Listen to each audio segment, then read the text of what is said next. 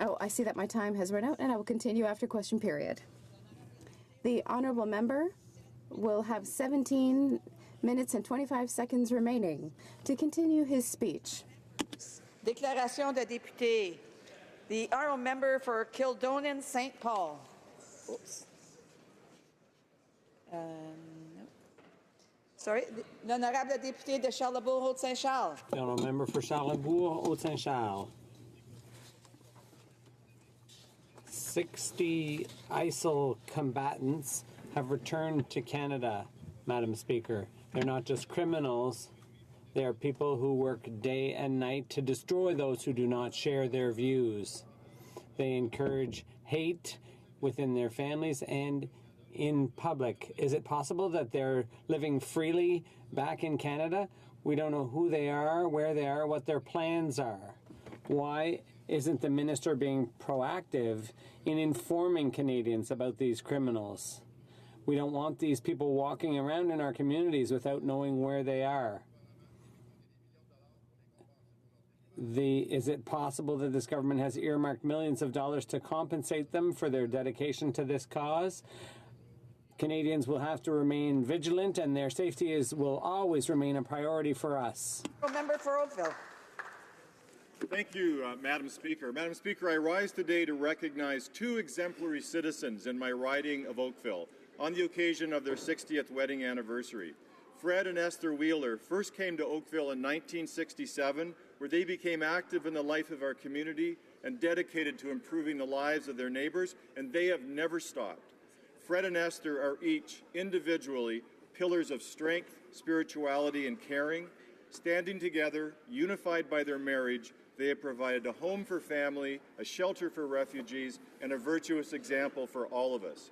Fred and Esther have truly exemplified the Canadian values of generosity and selflessness, and their children and grandchildren were raised with these same values and are continuing this legacy both in Oakville and across the country. Madam Speaker, we are so fortunate in Oakville to have such generous and dedicated residents. I'd like to take the opportunity of their 60th wedding anniversary to congratulate Fred and Esther and thank them for their many contributions.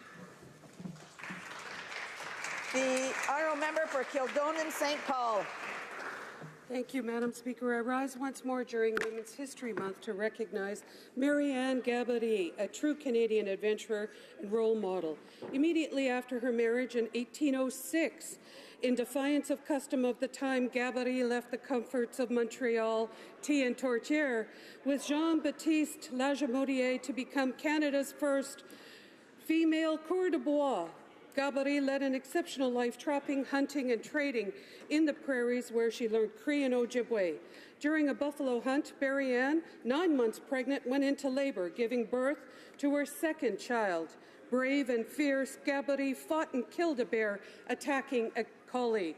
Mr. Speaker, the history of an amazing hero is mostly forgotten, but it is the story of Winnipeg, of European settlement.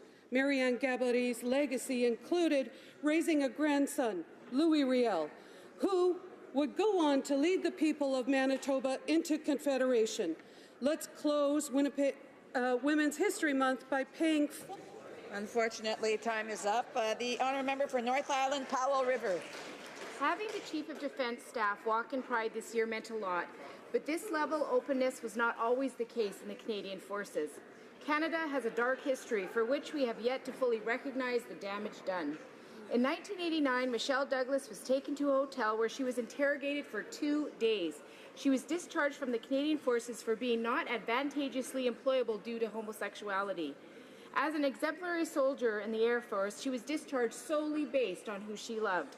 Today, it's because of Michelle Douglas's courage that we celebrate 25 years since the Canadian Forces ceased discrimination based on sexual orientation. Like Michelle, hundreds were unfairly discharged. It's time for a formal apology, recognizing the damage that these actions had on their lives and careers. We must revisit their service records to honor their service to our country. As the proud representative of 19 Win Comox, I am inspired by the work they do to be an inclusive workplace for the LGBTQ community.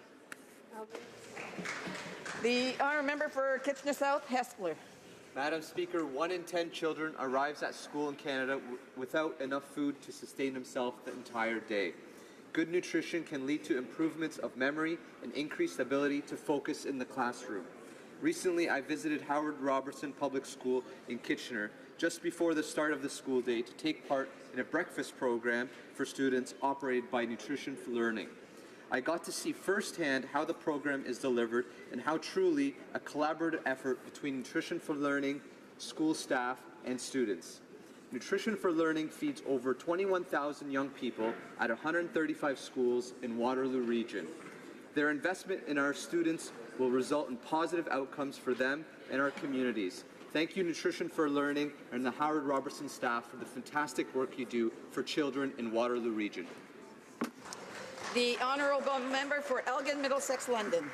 Madam Speaker, today I stand to salute co-founders Jill Foster and Sean Taylor and their incredible campaign, I've Got Your Back 911. On October 1st, 2014, the I've Got Your Back 911 campaign was created. Two paramedics came together to make a difference by launching a social media campaign aimed at increasing awareness and eliminating and reducing the stigma of PTSD within the emergency services. Over 25,000 likes, 12,000 Instagram and 5,000 Twitter followers helped to engage the community. The reach is incredible, including across Canada, Australia, Holland, Germany, Singapore, and the United States. Their online store has already raised $250,000 that has been donated to various organizations that assist first responders. They were also financial supporters of the Other Side of the Hero documentary. Today, I would like to recognize them in the House of Commons and to share with my colleagues and all Canadians of these incredible... The Honourable Member for Sackville, Preston, Chesapeake. Thank you, Madam Speaker. Last Friday, I, myself, and my colleague from Cole Harbour, Dartmouth, had the opportunity to meet with Minister Joly at Carrefour School and a number of organizations to discuss official languages, and we attended the meeting of the Acadian Federation of Nova Scotia. This week, my Committee on Official Languages had the opportunity to meet the English community in Quebec as well as the French community in Nova Scotia, and we are working hard to ensure that the official languages is strong and well in Canada and in Nova Scotia and across the world. Thank you. The Honourable Member for Argenteuil-La-Petite-Nation. Madam Speaker, on October 11th, I hosted a round table on seniors' quality of life in our beautiful riding of Argenteuil-La-Petite-Nation. My team and I brought together 50 people from various organizations to discuss issues affecting the daily lives of our seniors. As all of us here have seen, the aging population affects all our ridings. In mine, 20.3% of the population is now over 65. During the consultation, a number of topics were covered, including financial security, transportation, and accessibility.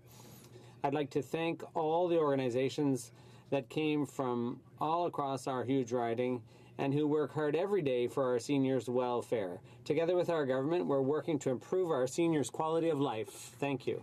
Member for Brandon Souris. Oh, sorry. The Honourable Member for... No, Brandon Souris, is it? Calgary Signal Hill, sorry. Thank you, Madam Speaker. This weekend, more than 60,000 Albertans are taking part in one of the most important elections in our province's history. Members of the new United Conservative Party are selecting their new leader. There are 3 candidates, including 2 former members of this House. And in about 18 months, Albertans will have the choice between an NDP government that has racked up huge deficits, not unlike the Liberals here in Ottawa, or a fiscal Conservative party. They will also have a choice between an NDP government, which has brought in harmful policies around the environment and the energy, not unlike, again, our Liberal friends across the way, or a Conservative party that understands what's important to Albertans. They will have a choice to elect a party that will stand up to this Liberal government and its harmful policies towards our province, or a party that is proven that it's controlled by the big public sector unions. So good luck to all the candidates, Madam Speaker, because Alberta can't wait until 2019 when we can get new government in Edmonton and a new government in Ottawa.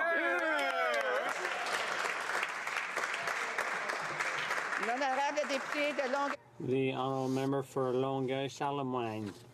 Madam Speaker, today I rise to launch the Poppy Campaign 2017. This year, as we celebrate the 100th anniversary of Vimy Ridge, the 100th anniversary of Passchendaele and Dieppe, let's remember those men and women who made the ultimate sacrifice, and those who serve our country today and their families. Local Legion, by volunteering at the Poppy Drive and taking part in various Remembrance Day events. I urge every member of the House to do the same.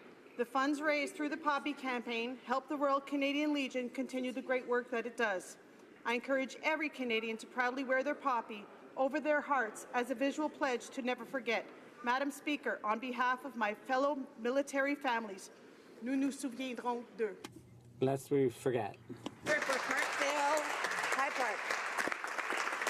Madam Speaker, October is Islamic History Month, an opportunity for Muslims and non-Muslims alike to learn from one another, to not simply tolerate our differences, but to celebrate them. Islamic History Month is also a chance to learn more about the tremendous contributions of Muslims in building this country, like the fact that the Al-Rashid Mosque, the first mosque in Canada, was opened on the Alberta Prairie in 1938. Like the fact that Canada is home to the only Islamic art museum in North America, the magnificent Aga Khan Museum in my hometown of Toronto. Like the fact that in Quebec, female Muslim academic Dr. Sajida Alvi was the first ever chair in Urdu language at the Institute of Islamic Studies at McGill. Like the fact that the lead structural engineer of the CN Tower was a Muslim Iranian-Canadian Jamil Murkudi. When we learn about the history of Muslims in our country, Madam Speaker, we learn more about Canada itself. This lesson is more important now than ever before with the rise of division, misunderstanding, and Islamophobia. As a Muslim Canadian, Madam Speaker, and as a Parliamentary Secretary for Multiculturalism, I encourage all Canadians to observe, celebrate, and most importantly to learn during this important month. Merci. The honourable member for Brandon Souris. Once again, the firefighters of the Wallace District Fire Department answered the call and with the help of many others put out a devastating inferno that recently engulfed Verdun's downtown. With volunteer firefighters from both Elkhorn and Verdun stations and with the help of a track hoe from Sparks Sand and Gravel, they stopped the fire before it could spread and do further damage to adjoining businesses. Mr. Speaker, it cannot be repeated enough that these are volunteer firefighters. They are everyday citizens who don't ask for anything in return, but are willing to rush to the scene of an emergency at the drop of a hat.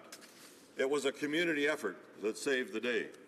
And I would like to recognize all that contributed: the local RCMP detachment, EMS, Brock Coop, Longshot Oilfield Services, the local Catholic Church, Boston Pizza, Chicken Chef, and the wives and spouses of the firefighters.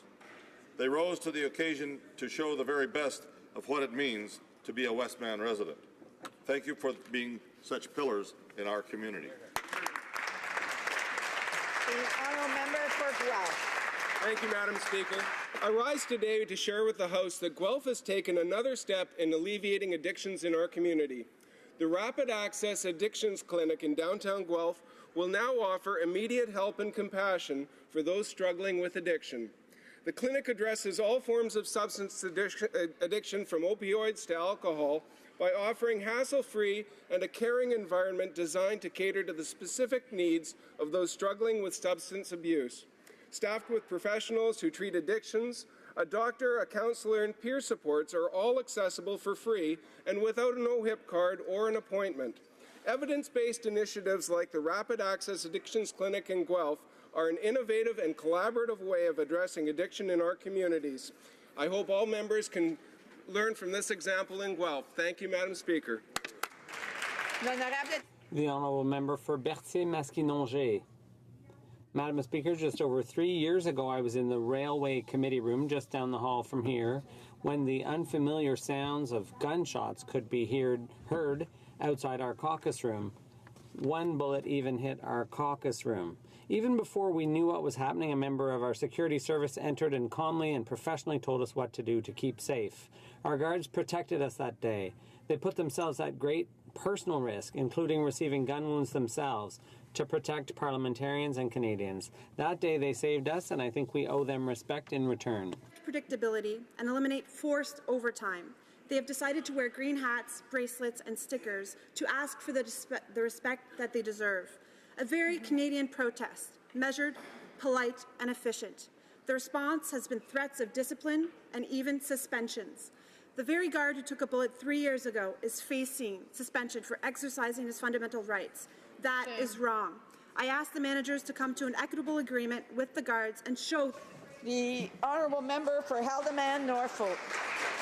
Mr. Speaker, I stand today to support constituents in my riding of Norfolk who are living with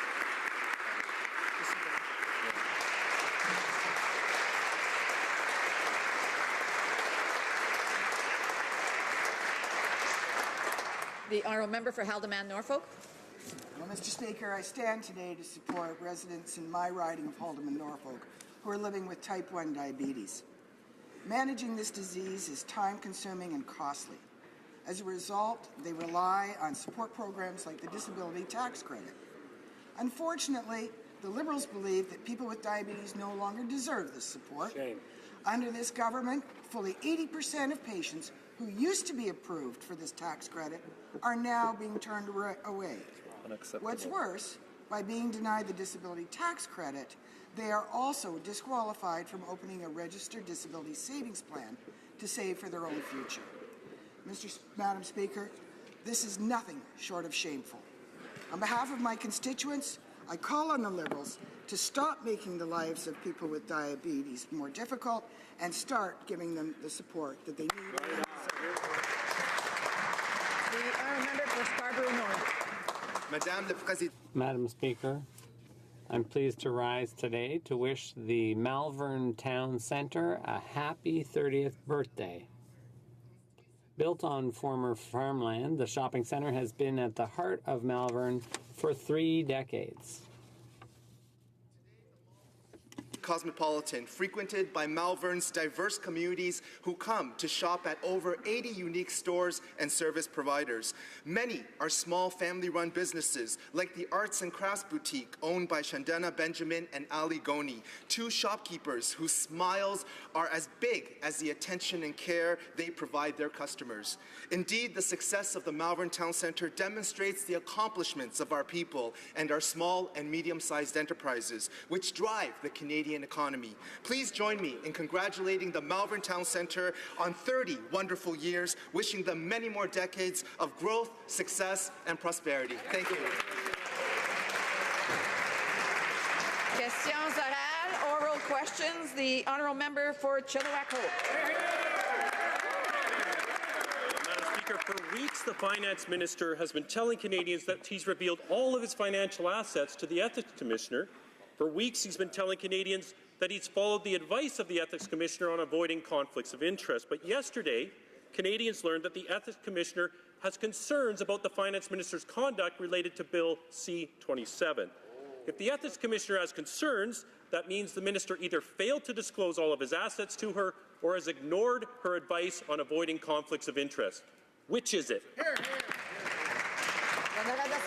Honourable Parliamentary Secretary to the Minister of Finance. It's important to remember that the Finance Minister has always worked with the Ethics Commissioner and has followed all of her recommendations and will always do. Yesterday he's met with the Ethics Commissioner to continue on that path of transparency and to always being forthcoming with the Ethics Commissioner. He's announced he'd go even further than what the Ethics Commissioner has initially recommended, divesting all his shares in Morneau Chapelle, making sure that all his assets are put in a blind trust, and donating all profits generated or all the increase in value of those shares since the day he was elected until today, and he's working with the Ethics Commissioner on that front. Thank you, Madam Speaker. The honourable member for Chilliwack Hope. Well, the Ethics Commissioner has serious concerns with the Finance Minister's conduct. She's already convicted him of breaking the rules for trying to hide his French villa, and now she's considering launching a new investigation into his actions on pension reform legislation. The Minister can no longer hide behind the Ethics Commissioner and keep using her as a human shield. She has concerns with his conduct. So I ask again, what assets has the Minister been hiding from the Ethics Commissioner, or what advice on avoiding conflicts of interest has he been ignoring?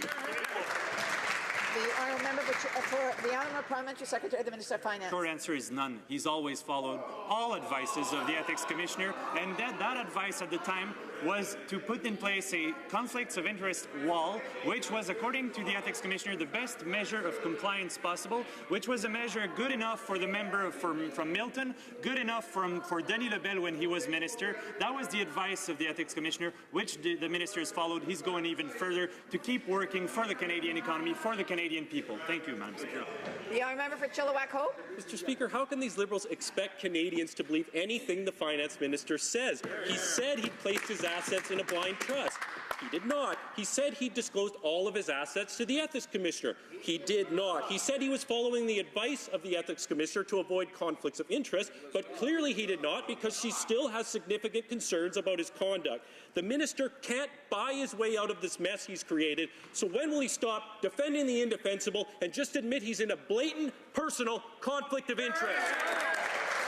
The honourable parliamentary secretary of the Minister of Finance. Thank you, Madam Speaker. The Finance Minister has always followed the recommendation of the Ethics Commissioner, setting up a conflict of interest wall, which is what you recommended as the best measure of compliance, which was a measure good enough for the member from Milton, for Denis Lebel back when they were in power. And Madam Speaker, I can understand why they want to forget their past, why they have that selective amnesia, because when you look at their record, they failed to grow the economy, they failed to reduce inequalities, they failed on all factors, on all economic indicators. We're doing a lot better for Canadians. Thank you. The honourable member for Richmond, Athabasca. Madam Speaker, the Ethics Commissioner still hasn't even finished her investigation of the Prime Minister's Christmas vacation paid for by taxpayers. And now we're learning that she is also investigating the Minister of Finance. We know that the minister, via Morneau Chappelle, is benefiting from his and his department's political decisions. Will he finally admit that he never disclosed his conflict of interest during the Bill C-27 discussions? The Honourable Parliamentary Secretary to the Minister of Finance. Thank you, Madam Speaker. The Minister of Finance has always worked with the Ethics Commissioner, followed her recommendations, continues to do so, and always has done so transparently. That is what all parliamentarians have to do with her. Our situations are assessed, she gives recommendations, and he followed those recommendations and even went above and beyond by divesting his shares and giving the difference in value of those shares to charity. Madam Speaker? Order, please. I just want to remind everyone that when someone has the floor, they have to be respected and listened to. Perhaps you don't like the answer, but you have to listen. The Honourable Member for Richmond, Athabasca. Thank you, Madam Speaker. The facts are facts. The Minister of Finance confirmed during his press conference on the 16th of October that he had been naive about his shares in Morneau Chappelle. We now know that the Minister has interests in Bombardier, the Bank of Canada, the Canada Revenue Agency, the Senate, CATSA, and the Canadian Food Inspection Agency that totals more than $14 million in contracts.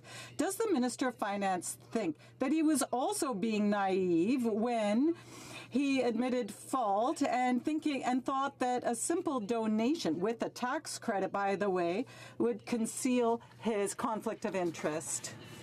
The Honourable Parliamentary Secretary. Madam Speaker, the Minister of Finance has always has been fully compliant with the rules that govern us, but I understand why they want to focus on the personal situation of the Minister of Finance rather than talk about his record. Because if you compare his record to their record, and you look at the economic indicators, they failed, and we have the strongest growth rate in the G7. We've reduced poverty by 40% amongst children. We have helped more than 900,000 seniors with the GIS. Madam Speaker, we are reducing inequality and increasing economic growth for all, something they never did. North Island, Powell River. Here.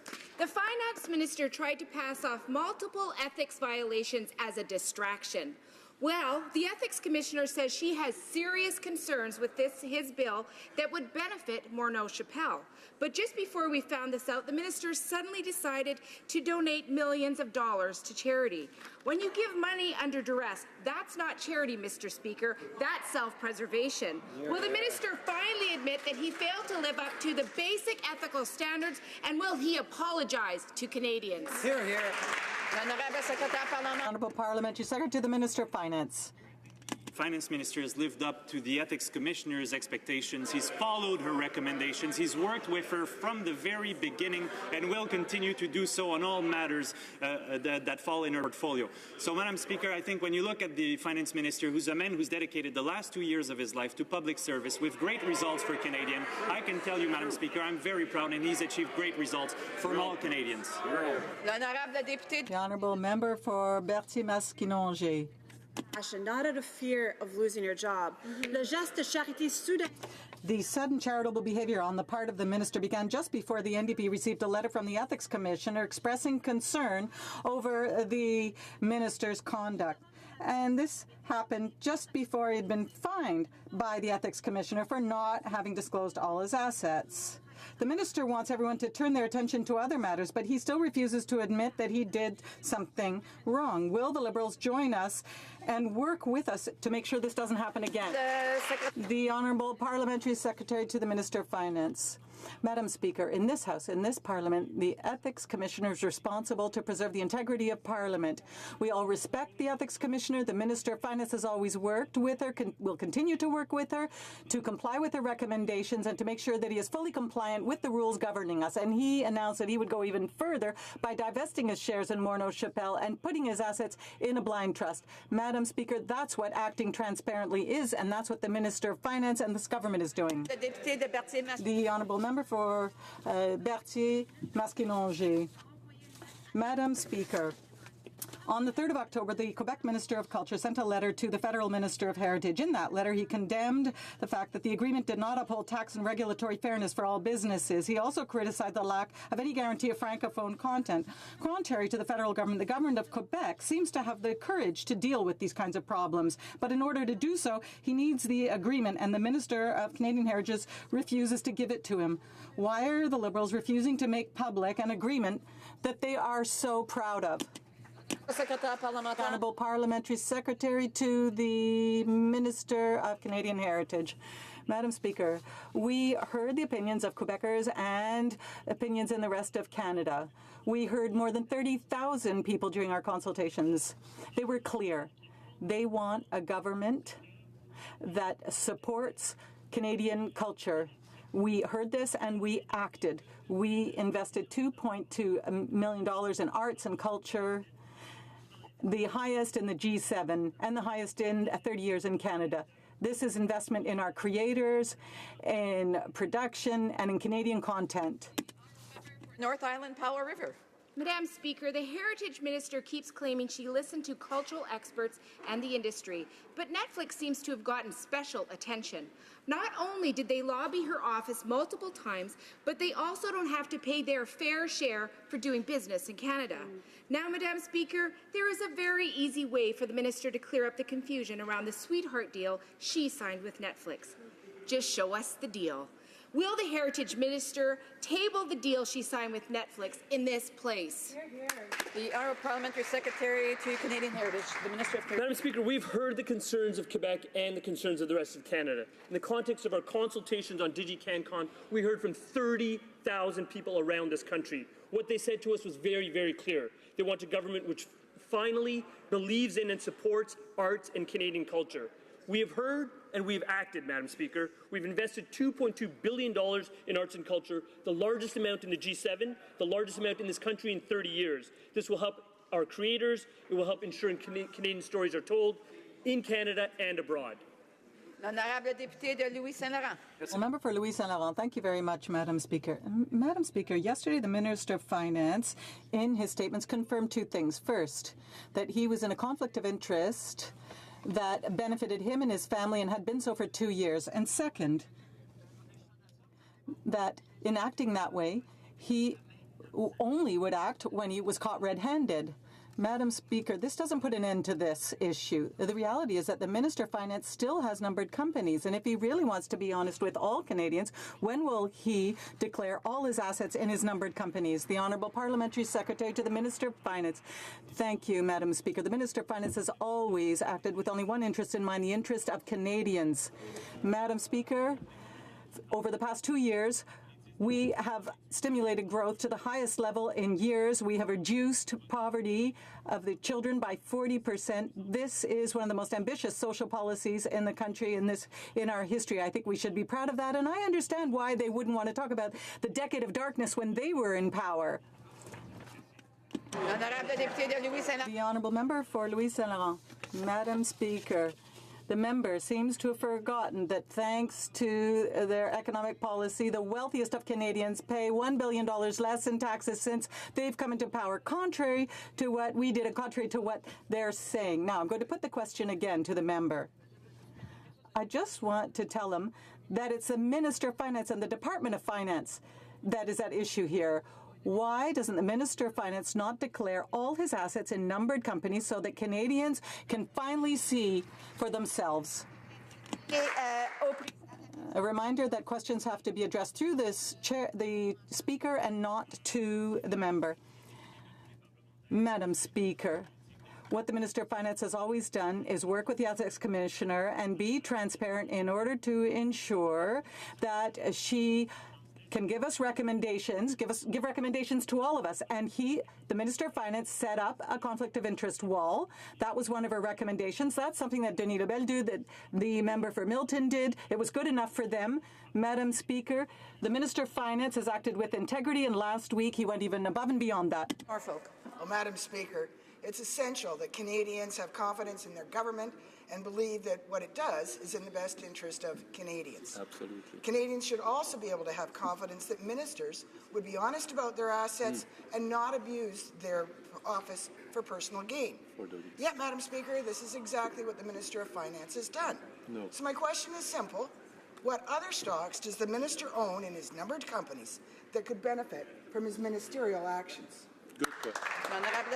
Honourable Parliamentary Secretary to the Minister of Finance. As I've mentioned, the Finance Minister has worked with the Ethics Commissioner, is collaborating, has always been proactive with the Ethics Commissioner to not only be in full compliance with the rules that govern us, but also to follow her recommendations, which he has done, and he's going even further, Madam Speaker, divesting himself of all his shares in Morneau Chapelle, donating to charity any difference in value between the time he took office and today, and also putting all his assets in a blind trust so that he can focus on the important work that he's been doing for all Canadians over the last 2 years with remarkable results. Thank you, Madam Speaker. The honourable member Haldeman Norfolk. Well, Madam Speaker, while this government talks about being open and transparent, the Finance Minister has proven that that just isn't true. 2 years ago, he said that he was going to put his assets in a blind trust, but he didn't. He told the Ethics Commissioner that he had disclosed all of his assets, but he didn't. He said that he had a tight ethics screen, but he didn't. So how can Canadians just trust him not to own stocks through his numbered companies, stocks that he could blindly help, like he helped Morneau Chapelle? The Honourable Parliamentary Secretary to the Minister of Finance. Madam Speaker, the Finance Minister, as I've mentioned, has always worked with the Ethics Commissioner very proactively in a forthcoming and transparent manner. He will continue to do so. That's what he's always done. But now he'll also focus on what he's done for the last 2 years, which is growing this economy, making sure that all Canadians have a fair shot at success, reducing inequalities, something that never occurred to them would be a good thing. This is what we're doing on this side. Prosperity for all. Thank you, Madam Speaker. Good job. The honourable member for Carleton Trail Eagle Creek. Well, Madam Speaker, the Ethics Commissioner is investigating the Finance Minister for his involvement in C-27, where he directly benefited from his holdings in Morneau Chapelle. We know that those holdings are in a numbered company in Alberta. We also know he owns several other numbered companies. Will the Finance Minister come clean and tell this House what else he holds in those other numbered companies? Honourable Parliamentary Secretary to the Minister of Finance. Side, we have the utmost trust in the Ethics Commissioner to provide the right path forward for parliamentarians and to be always forthcoming and transparent with her so that she can guide us in our actions. This is what the Minister has done when he took office from the very beginning. He's worked with the Ethics Commissioner, will continue to do so, to make sure that Canadians have the utmost confidence in him as Finance Minister, as he grows our economy, as he reduces inequalities in this country. That's what is expected of the Finance Minister. That's what he's doing, and we're proud of it. The honourable member for Carleton Trail Eagle Creek. Well, Madam Speaker, too little, too late. Any magnanimous gesture by this Minister of Finance is just an attempt to direct from his grave ethical breach. The Prime Minister, who, by the way, is also under investigation by the Ethics Commissioner, is allowing this to be swept under the rug rather than deal with it. This is shocking to Canadians across the country. Can the Finance Minister tell us if he'll claim a tax credit from this grand gesture? Honourable Parliamentary Secretary to the Minister of Finance. The Finance Minister, as he proceeds to donate the difference in value of the shares between when he took office and today, will work with the Ethics Commissioner as he goes forward. We'll always work with the Ethics Commissioner as he's moving forward to divest him of all shares in Morneau Chapelle, to place his assets in a blind trust, and then to keep working for the Canadian economy. Thank you, Madam Speaker. Honourable Member for Belleuil-Chambly. Madam Speaker, an independent assessment of the Toronto office of CSIS that was made public showed that staff do not trust senior management to create a safe and harassment-free work environment, free of discrimination. And this is on top of legal procedures that were started by former employees for very serious allegations. Will the minister take the necessary steps to end this culture in CSIS and launch an investigation into this kind of behavior? Of public safety and emergency preparedness. Madam Speaker, this is an extremely serious matter. The former director of CSIS launched the examination that the honourable member refers to. The findings of that examination are certainly troubling. The current director of CSIS has taken personal charge of this matter and has made it very clear that the behavior being complained of here is absolutely unacceptable. It should not exist in a federal workplace, and the Government of Canada will take the necessary steps to make sure that it stops. Honourable Member for Belleuil-Chambly. Madam Speaker, and certainly I agree with the Minister on the seriousness of the allegations, but the issue here is that there's clearly a cultural problem, and one third-party report is not enough. What we're asking the Minister is to launch a full investigation into this type of discrimination, these allegations of homophobia and Islamophobia. Also investigate to make sure it's not affecting the work that CSIS does with regards to the people that it targets. And more importantly, Madam Speaker, I want to ask the Minister if he will undertake to make sure that the managers responsible for this behavior will be held directly responsible and, if necessary, fired. The Honourable Minister of Public Safety. Mr. Speaker, CSIS, indeed all of the agencies in the public safety portfolio, know very clearly my attitude with respect to these matters. This behavior is unacceptable. When it happens, there must be appropriate consequences that follow. I would simply point out to the honourable gentleman that the legal procedures that are engaged here are at an early stage of evolving. And they need to properly take their course, but they will be followed very, very carefully by me and my officials to determine an appropriate outcome. This kind of behavior is simple. The Honourable Member for Cariboo Prince George. Madam Speaker, the people in my riding, they work hard to make ends meet. They pay their fair share of taxes, and they expect their politicians to do exactly the same thing. If it seems unethical that someone shaping public policy should have the ability to directly benefit from that policy, well, it's because it is. The minister owns several other numbered companies that could put him in additional conflicts. Will he finally do the right thing and tell Canadians what's in them? The Honourable Parliamentary Secretary to the Minister of Finance. Thank you, Madam Speaker. As I've mentioned, the Finance Minister has always worked with the Ethics Commissioner, will continue to do so, to follow all the rules that govern us in this House. And he's going even further than the recommendations she's initially provided to him. Now, if he talks about Canadians having difficulties making ends meet, they were neglected for 10 years in their government. We're doing all we can to support middle-class Canadians, those working hard to join it. Madam Speaker, while they were raising the TFSA limit, to which only 3% of the wealthiest Canadians contribute, we're lowering taxes for 9 million Canadians. We're giving more to 9 out of 10 Canadian families, on average $2,300. That's helping.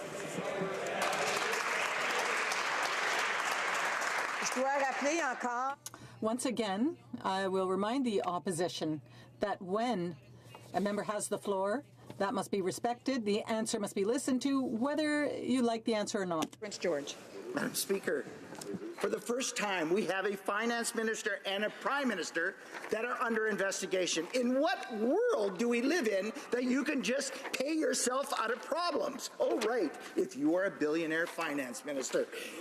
Madam Speaker, the conduct of the Minister of Morneau-Chapelle is appalling. I mean the Finance Minister. While trying to bilk hardworking small business owners out of their money, he was sitting at the cabinet table agreeing to sponsor a pension bill that would grease his own pockets. The Ethics Commissioner has seen fit to look into his shady actions. Caught red-handed, will he finally come clean with Canadians? Honourable Parliamentary Secretary to the Minister of Finance.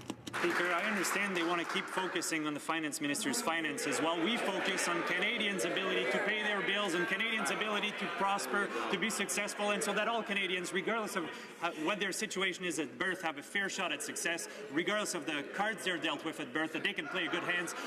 That's why we've put in place, and this Finance Minister has put in place, the Canada Child Benefits that's reducing child poverty by 40% in this country. That's why we're helping Canadians from all walks of life. While they keep playing politics, we work for Canadians. Thank you. The honourable member for Haliburton, Kawartha Lakes Brock. Madam Speaker, the Minister of Finance introduced Bill C-27 to amend the Pension Benefits Standards Act. Immediately afterwards, his shares at Morneau-Chapelle jumped by $2 million. Wow. Now, we all know he forgot about his fancy villa in France, but surely he didn't forget about the company he has 1 million shares in, the company his father founded, that just so happens to be a pension management company. Stocks go up, credibility goes right down. When? With the Ethics Commissioner investigating the Minister's actions, can he inform this House what other investigations he's facing? The Honourable Parliamentary Secretary to the Minister of Finance. Thank you, Madam Speaker. I know they like alternative facts on the other side of the House. When they talk about the share value in Morneau-Chapelle, 2 weeks after Bill C-27 was introduced, the share price was down 12% from what it was when C-27 was introduced. So they can keep playing politics, Madam Speaker. We'll keep working for Canadians on this side of the House, Madam Speaker. Thank you very much. The honourable member for Lévis-Lobinière. Madam Speaker, the member for Louis Saint Laurent again, and colleagues must listen to what's happening in the House and not speak when it is not their turn. Order.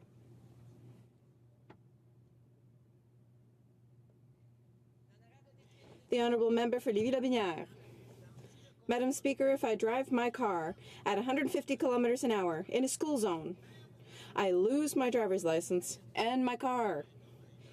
A charitable donation does not minimize my crime and return my privileges to me. The Conflict of Interest Act requires that I declare my assets within 60 days of being appointed. The Minister of Finance still had not done that after 760 days. I feel for the Parliamentary Secretary who is stuck defending the indefensible.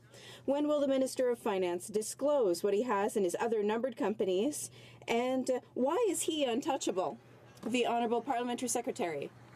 Thank you, Madam Speaker. We are not defending the indefensible. The Minister of Finance has always respected the laws and the rules and has acted according to the Ethics Commissioner's directives. This is a government that's done more for Canadians that need it most, which the Conservatives never managed to do in 10 years in power. They were so concentrated on giving tax breaks to the wealthiest and neglecting the middle class. For Vancouver Kingsway. Last week, the NDP proposed a very sensible plan. We asked this government to begin talks within 1 year to start the process of implementing universal pharmacare. Unfortunately, Liberals joined with Conservatives and defeated our motion. But what just happened at the meeting of health ministers? The provinces forced the federal government to add it to the agenda. Madam Speaker, doctors, nurses, health professionals, policy experts, the business community, and the public, and now the provinces all want universal pharmacare as soon as possible. Why don't the Liberals? The Honourable Parliamentary Secretary to the Minister of Justice. Madam Speaker, Canadians pay too much for prescription drugs, and our government is taking bold action now in partnership with our provincial and territorial partners to bring those prices down. We have joined the provinces and territories as a member of the Pan-Canadian Pharmaceutical Alliance, which negotiates lower drug prices on behalf of public drug plans. And through Budget 2017, we have invested over $140 million to help improve access to pharmaceuticals and to support innovations within the healthcare systems. These are the actions, Madam Speaker, that will save Canadians money as we continue to work with the provinces and territories to make prescription drugs more affordable and accessible for all Canadians. The honourable member for Hamilton Mountain. Madam Speaker, Everyone knows our bankruptcy legislation is failing to protect Canadian workers.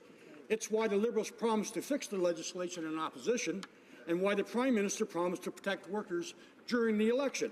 But since they've done nothing but help wealthy corporations. Today it's Sears workers and pensioners, but tomorrow it could be workers at another company. If the Liberals are serious about working for the middle class, they must protect our workers and retirees. So it's simple. Will the government commit to changing bankruptcy and insolvency laws? The Honourable Minister of Infrastructure. Oh, sorry, Innovation, Science and Economic Development. Madam Speaker, the Minister of Infrastructure is a pretty big promotion as well. With respect to, Madam Speaker, the question asked by the member opposite, first and foremost, our government truly believes in secure pensions. That's why we actually enhance and strengthen the Canada Pension Plan. With regards to the challenges that the families are facing at Sears Canada, we understand how difficult this is for the workers, their families, and the many communities. That's why, through Service Canada, we've engaged with Sears representatives across the country, and we've held more than 82 different sessions to assist them during this difficult time. The Honourable Member for Dartmouth Cole Harbour. Madam Speaker, here in Canada, we are incredibly lucky to enjoy such a magnificent natural environment marked by vast landscapes, soaring mountains, and diverse wildlife. But Canadians know that because of climate change, our environment is under threat. Across the country, communities are looking for meaningful ways to contribute to the fight against climate change.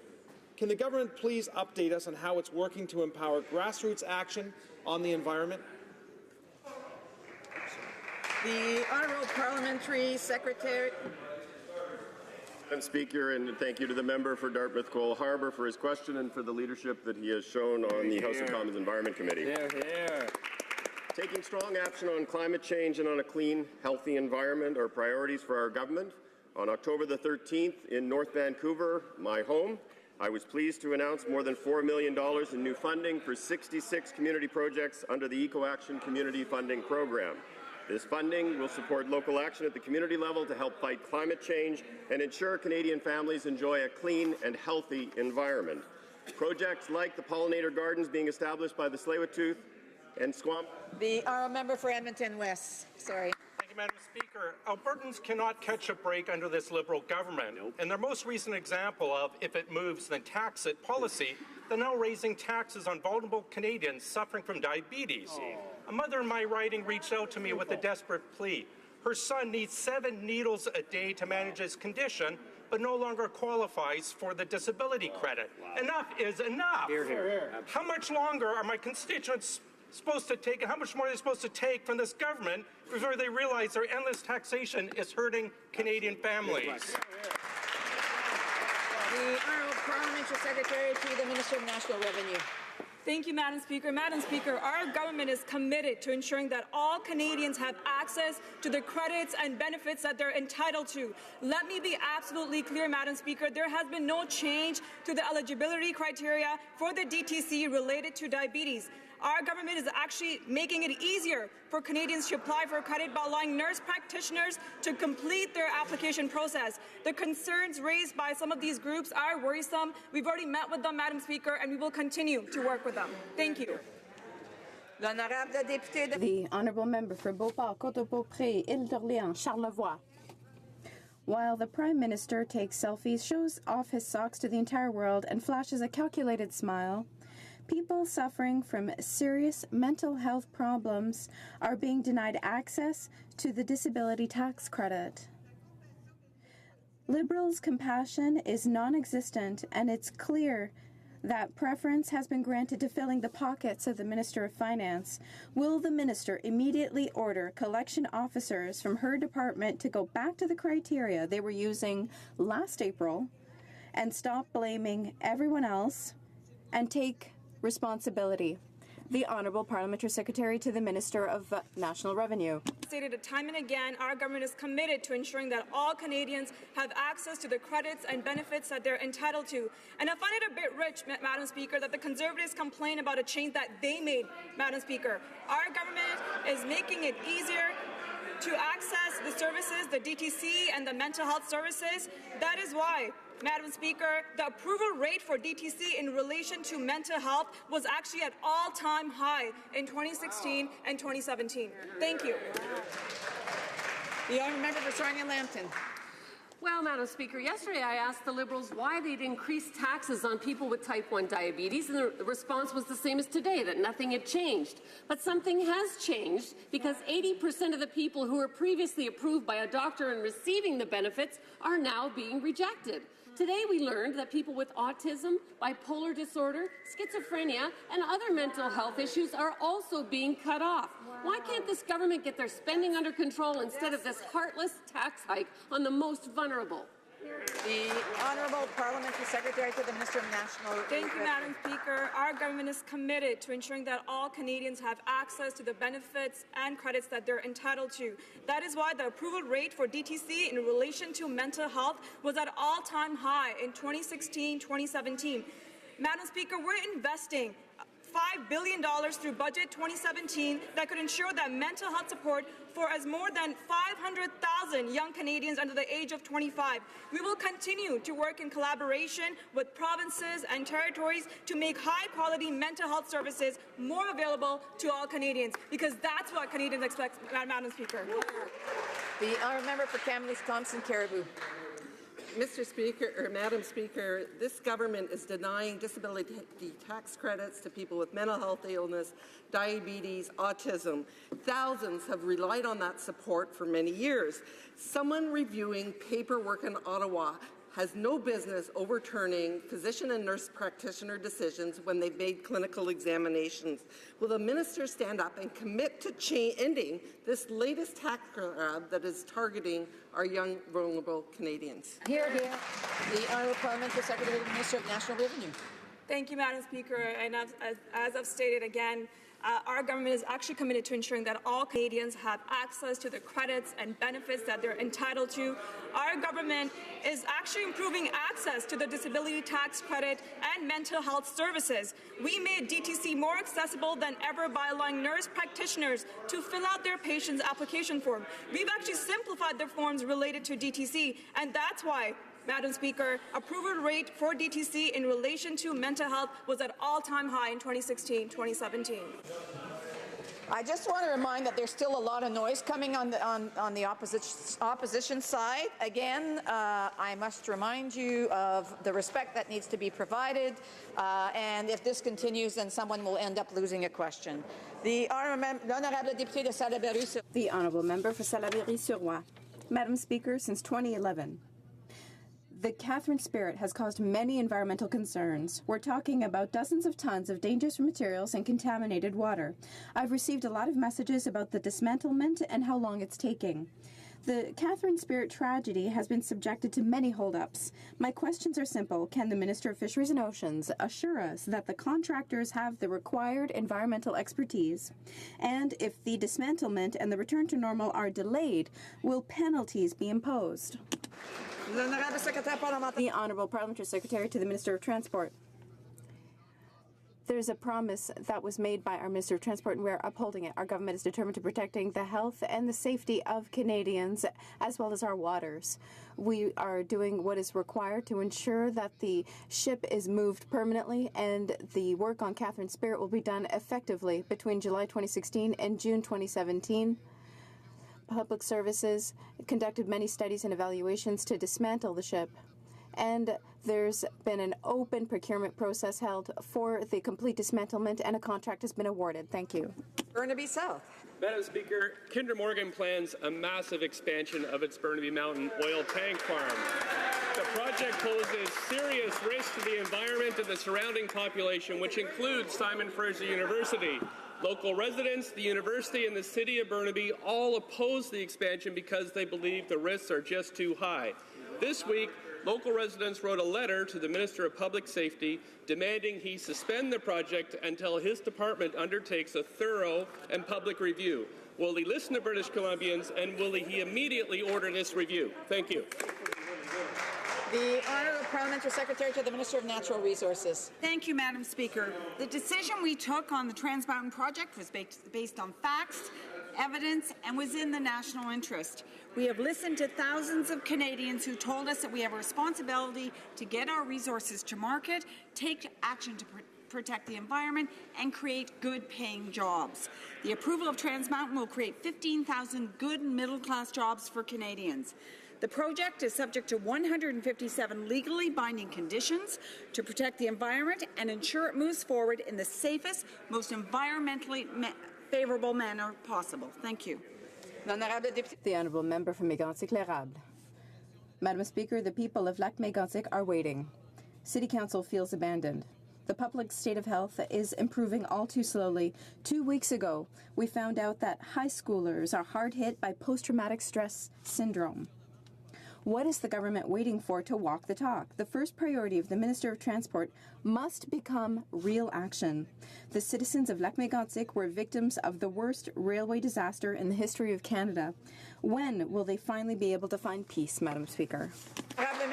The Honourable Minister of Transport. Thank you, Madam Speaker. I would like to thank my colleague for his question. As ever, our thoughts are with the families and friends of the victims of the tragedy in Lac-Mégantic.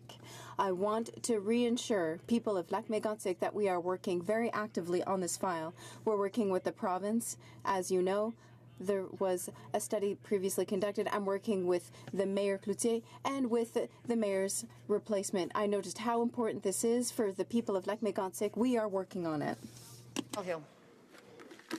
Madam Speaker, yesterday when I asked the Minister of Sport about his inappropriate use of House resources to advance the interests of his father during last week's civic election campaign in Calgary, his parliamentary secretary said that we will take responsibility for our actions and deal with the Ethics Commissioner. I'd like to give the Minister of Sport another opportunity today to inform this House if he has in fact reported this unethical behaviour to the Ethics Commissioner, and are there any other potential conflicts that he disclosed at the same time? L'honorable secrétaire parlementaire des Sports et des Personnes avec disabilité. Le ministre des Sports des Personnes handicapées est très fier de son père. À l'âge de 74 ans, après 40 ans d'enseignement, a décidé de se faire comme... Il y a un problème avec la traduction. Check. Check, check. It's good. The Honourable Parliamentary Secretary.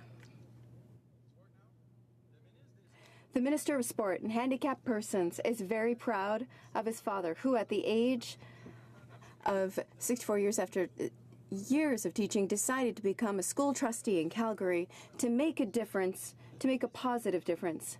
The Minister makes no apology for supporting his father during his campaign. But thinking back on it, the Minister recognizes that he should have had 2 different types of stationery for the literature. Sudbury. The Honourable Member for Sudbury. Madam Speaker, in Sudbury, we are proud of our cultural and artistic sector because it contributes significantly to the prosperity and diversity of our region.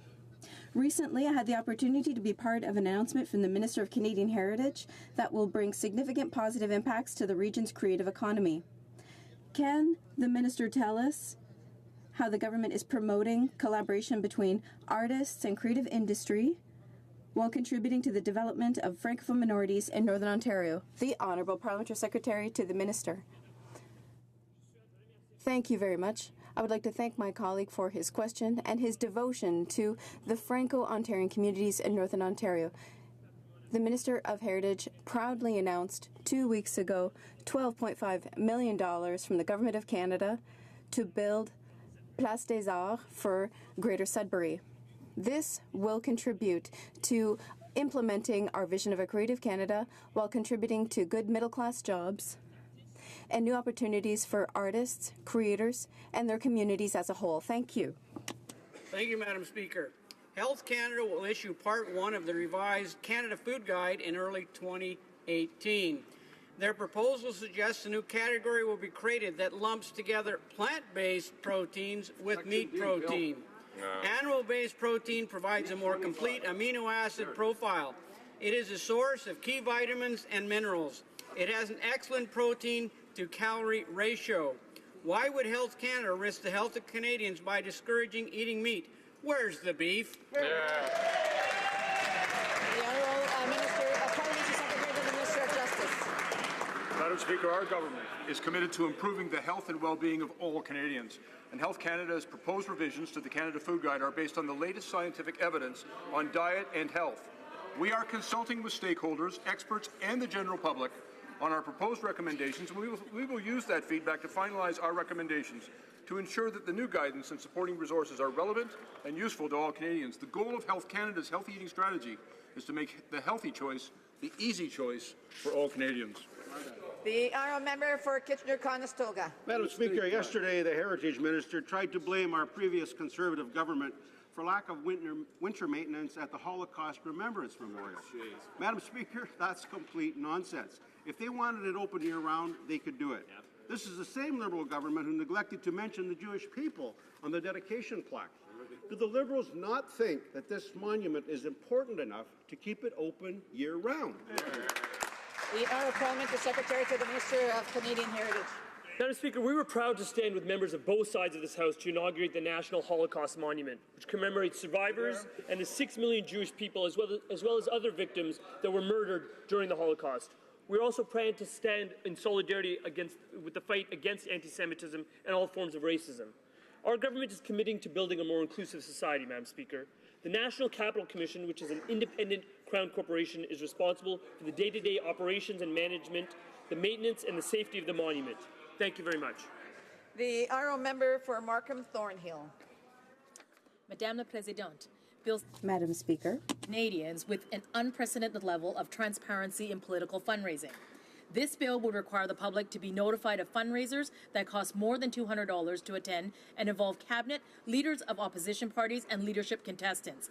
It would also require that parties publish who attended these fundraisers. Est-ce que le secrétaire parlementaire can the Parliamentary Secretary to the Minister of Democratic Institutions inform the House of progress made on Bill C-50? Honorable Secrétaire parlementaire. Honorable Parliamentary Secretary. Member for Markham Thornhill for a question. Bill C-50 was reported back from committee to the House this week, and I want to thank the members of the Procedure and House Affairs Committee for their hard work and sound advice. Canadians want greater transparency in how their political leaders fundraise, so it was very disappointing that all opposition members voted against C-50 at committee.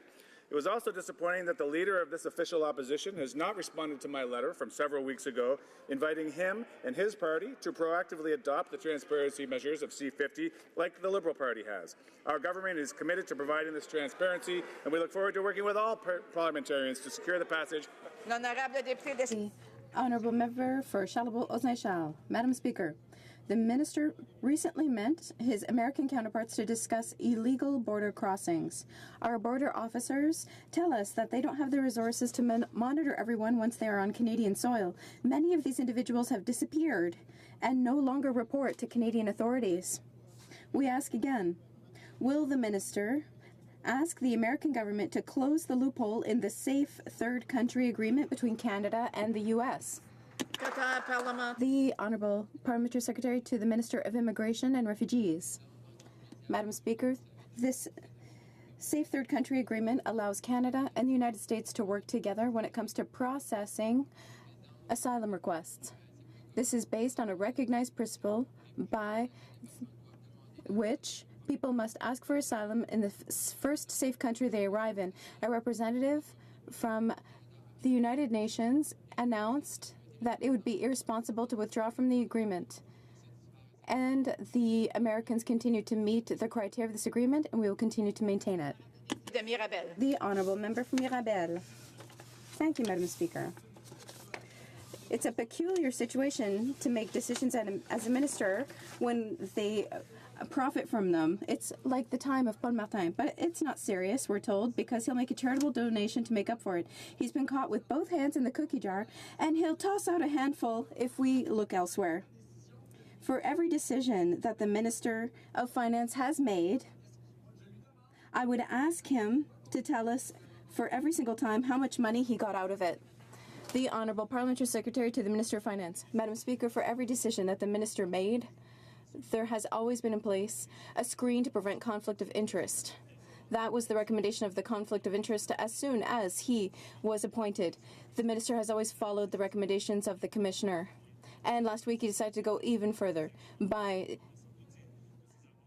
releasing all of his assets into a blind trust in order to be able to continue to work for Canadians and to improve the economy, which he has been doing very well for the last 2 years. The Honourable Member for Repentigny. Madam Speaker, officials under the Minister of Heritage told her to tax Netflix. Experts in that sector did too. Artists, producers, creators. The government of Quebec said the same thing, but she didn't listen. And now Quebec has to clean up her mess by taxing Netflix on its own. But she refuses to disclose the agreement she made for us to understand how to go about it. Since she didn't do her job, can she at least let others do theirs and disclose to Quebec her agreement with Netflix? The Honourable Parliamentary Secretary. To the Minister of Canadian Heritage. Madam Speaker, we are proud of our creators. And we are acting to support them. Our vision for a creative Canada includes investing in our creators, ensuring production of their stories, and promoting Canadian content throughout the world. Madam Speaker, our government is supporting the cultural sector. We've made $2 billion worth of investments in that sector. And in our new vision, we're protecting our creators locally. And thank you very much, Madam Speaker. The Honourable Member from Mirabel. Madam Speaker, the government of Madrid has announced that the Catalan people could not decide on its own future. It declared that everyone upholding the will of the Catalan people to be outlaws and dissolved the Catalan parliament this very morning. This government is violent, imprisons people, and violates democracy and the right to self-government. In short, its uncompromising attitude is preventing any way out of this democratic crisis. With this power grab by Madrid, what is the government of Canada waiting for to call upon the international community to start mediation, as was the case for Ukraine and Crimea? The Minister of Foreign Affairs. Madam Speaker, Canada considers its relationship with Spain to be very important. The situation of Catalan remains an internal file for Spain. The relationship between Spain and Catalans is going to be resolved by following their own constitutional framework. Its decisions must be taken within its own legal framework. Given that situation, Canada recognizes that Spain is united. Thank you, Madam Speaker. Thank you, Madam Speaker. My question is for the Minister of Crown, Indigenous Relations and Northern Affairs. While visiting communities in my riding, many constituents expressed concerns about Nunavut's outdated power plants. More than half of Nunavut's power plants have exceeded their operational lifespan, putting communities at high risk. They are also 100% reliant on diesel fuel, outdated and inefficient. Given the government's mandate to encourage the use of clean technology and reduce harmful greenhouse gases, how does the Minister plan to work with the Government of Nunavut to address this urgent concern? Thank you, Madam Speaker. The Honourable Minister of Crown, Indigenous Relations and Northern Affairs. Thank you, Madam Speaker. Our government is committed to moving rural and remote communities off of diesel as identified under the Pan-Canadian Framework on Clean Growth and Climate Change. Canada's Arctic Energy Fund provides $175 million to Nunavut to be used for upgrading the existing energy systems to improve energy reliability and efficiency and allow for integration of renewable energy. Northerners are on the front line of climate change. They want to be part of the solution. We will continue to work together to ensure a sustainable future for Northerners.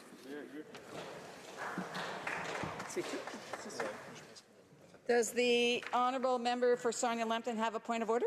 Yes, Madam Speaker. I have a letter proving the Liberals made changes to the disability tax credit, and I'd like to seek unanimous consent to table it in the House. Does the member have unanimous consent to table the documents? There's no unanimous consent.